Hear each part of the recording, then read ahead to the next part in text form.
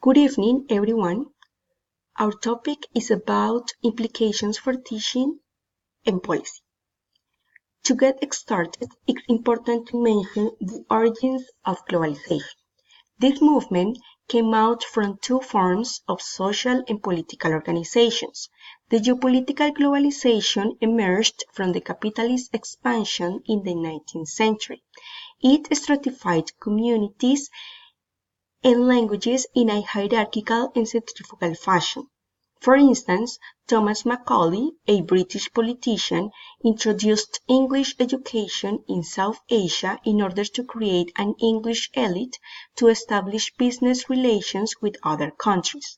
The main purpose was to suppress any traces of local culture or language. However, it didn't happen. English just became an additional language for them. The geocultural globalization is linked to the new recent features of capitalism, such as the new technologies, multinational call centers in developing countries, changes in migration patterns, the division of labor, wider and economic inequalities. This postmodern globalization generated the condition for English to work with other languages and carry out the functions of a transnational community. To accommodate these new demands of a globalized community, these political theories came out. English can be used as a tool for upward mobility in education or the job market. The minority groups who are not willing to learn the language will tend to cluster in poorer paying jobs. Minority groups members of immigrants must learn the national language since they should assimilate the national identity of the country in which they are settled. It is important to highlight that these theories become invisible for the society, since they are seen as natural and common sense actions. People do not realize that they occur without being questioned. Consequently, to support this need of English, non-native speaking countries adopt formal bilingual acquisition models. The ex-normative native speaker model is usually the choice of outer and expanding circle countries due to its prestige and authenticity. Since the instruction is given by native speakers, what is considered an easy and safe option. However, Kirkpatrick also mentioned that this model could bring some disadvantages. One of them is that the materials are based on American and British English, and it could be unattainable for students since they could feel ashamed if they do not speak English as native speakers. The endonormative nativized model or bilingual model is usually the choice of outer circle countries, in which the local variety of English has been socially acceptable. In this model, the English instruction is given by local teachers who exploit their multilingual competence in the classroom and understand the learning of students because they have had the experience of learning English as a second language. In addition to that, teachers are characterized for being familiar with the educational, social, and cultural norms of their students.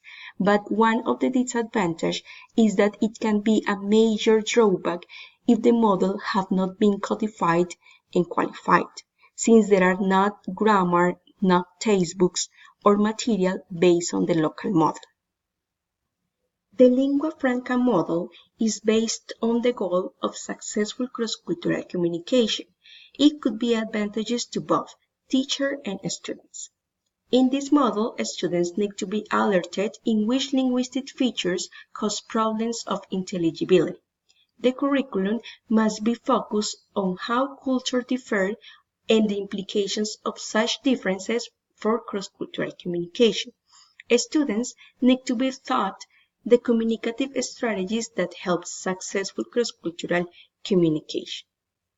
Moreover, according to Garcia, to reinforce formal bilingual acquisition, there are some supplementary education practices, such as weekend language activities, immersion bilingual programs. Besides, he mentions that there is an informal bilingual acquisition that can be intentional with speakers who want to learn English by themselves, using supplementary learning resources such as audio tapes, newspapers, British Council, BBC web pages, and other programs like Inglés Sin Barreras, Rosetta Stone, among others that we can find on the internet and with private companies. Now, let's talk about our context. In Colombia, the Ministry of Education created the National Program of Bilingualism in 2004 in order to offer all students in the country the possibility of becoming bilingual and increase their productivity in a globalized world. The British Council is the specialized institution leading the National Program of Bilingualism. They advise the Ministry of Education on setting competence goals for students and teachers using the proficiency level established by the Common European Framework of Reference for Languages. For instance, all the secondary graduates from public and private schools are expected to reach the B1 level. University graduates and current English school teachers must reach B1 level. With regard to the teacher education, and new graduates of these programs must reach the C1 or C2 level. The proficiency level is reflected on the standardized national test. ITFES is the organization in charge of assessing education institutions. That's why they include English as a mandatory component of two Oxford standardized tests, known as Prueba Saber 11, that is administered at the end of the secondary level and is a requirement for access to the university. And Prueba Saber Pro is the test for specific academic areas that new professionals must take in the last years of their undergraduate degree. On the other hand, Ruth Clifford mentions that in Colombia and in other parts of the world, in higher education there are two drivers for language and use. One is the language instruction. While English continues to be one of the main languages taught as a subject of instruction in many school systems, English now increasingly serves as a medium of instruction in a growing number of schools and especially universities. The second driver is scientific dissemination. Recent data points out that 90% of articles in the natural sciences are written in English, and in more than 70% in social sciences and humanities. In other words, nowadays students need a high level of proficiency to understand and produce academic and professional handwriting. To conclude, due to the new varieties of English that have emerged from globalization, we have to recognize that being proficient in English requires proficiency in more than merely American and British English, because there are schools which are not preparing students for the linguistic needs outside the world when they prioritize a single variety of English.